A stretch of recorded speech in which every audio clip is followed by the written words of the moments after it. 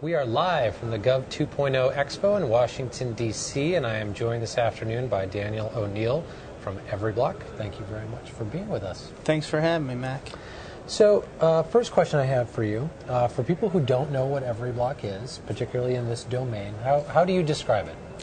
EveryBlock is a local news website. So we pull together local news and public information into one place so that people can put in their address and see things near them. Right. I use it all the time, actually. You do? It's fantastic, yeah. San Francisco? Boston. All right. Boston, yes. So how does EveryBlock relate to the Gov 2.0 space? Where do you see it dovetailing? So mostly around a couple of issues. Open data. Yeah. So our site, especially the public records portion, relies on the provision of data by governments. So we wouldn't be anywhere if the government didn't publish data. Now, they publish it in many forms, and we started with ChicagoCrime.org. Adrian Hollivati and Wilson Miner of EveryBlock started with ChicagoCrime.org, and that was just a web database that was not an open data project in any way at all. But that project for the Chicago Police started in 1995 with Windows 95 terminals inside police stations. Right. So it's two things. It's that technology moving forward to be able to do more things like that, and then the open data and the more amount of data. Now, of the sources that you have, do you have? I don't mean to put you on the spot with this, but do you have a percentage breakdown, the number that are purely from government sources versus other sources?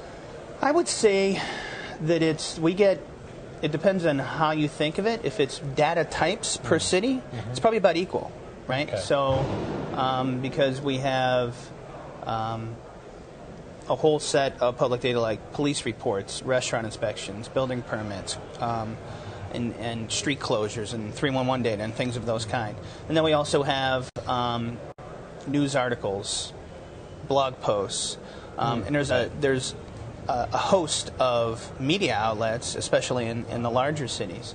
But from a pure number item perspective, I would say that the government data is probably 70% of the actual pages on the site, just because it's not bloggers sure like to post, but it's a lot easier for a CAD system inside a police department to spit out, new crime. Right. Now, a lot of the discussions that are happening here and around Gov 2.0 involve getting data out there. But I'm also interested on the other side of that. How is that data actually used? And do you feel that EveryBlock is sort of a prime example of how that data can be used and repurposed and turned into something that is useful for the regular citizens out there? Sure. I mean, there are a couple of examples. There are instances where I have asked city government for the data and had a long experience in trying to get it out of them.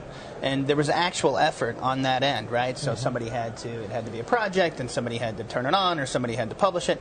There's other instances where we piggyback off of their existing systems, and they haven't given any effort. But to answer your question more completely on, is this an example of how it can be of use, I would say yes, because the essential service that we provide, right? So if the city, in many instances, they provide, crime maps as well.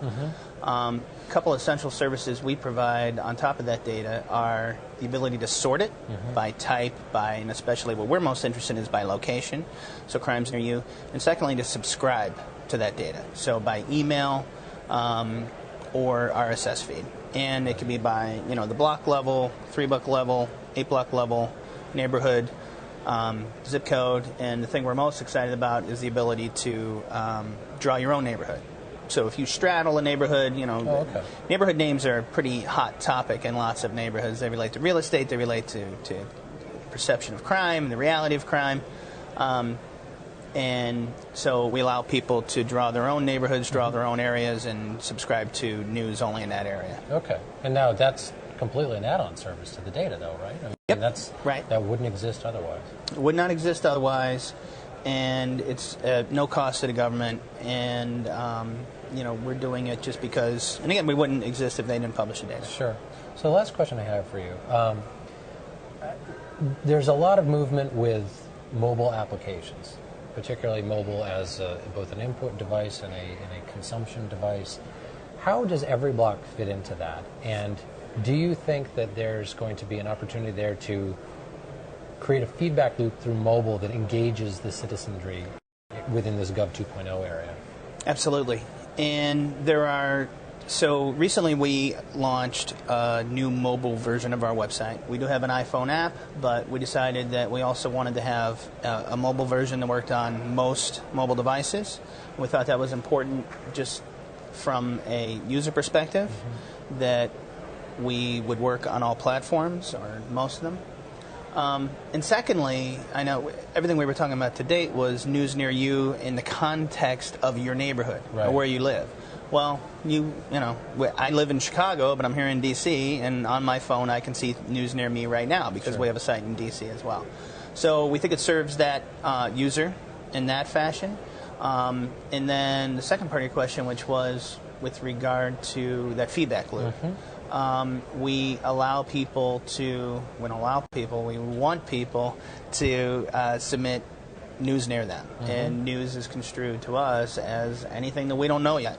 So, you know, the ability to just push a button on our web mobile website and to tell us what's going on near you is something that we highly encourage and we want people to do out there. Excellent.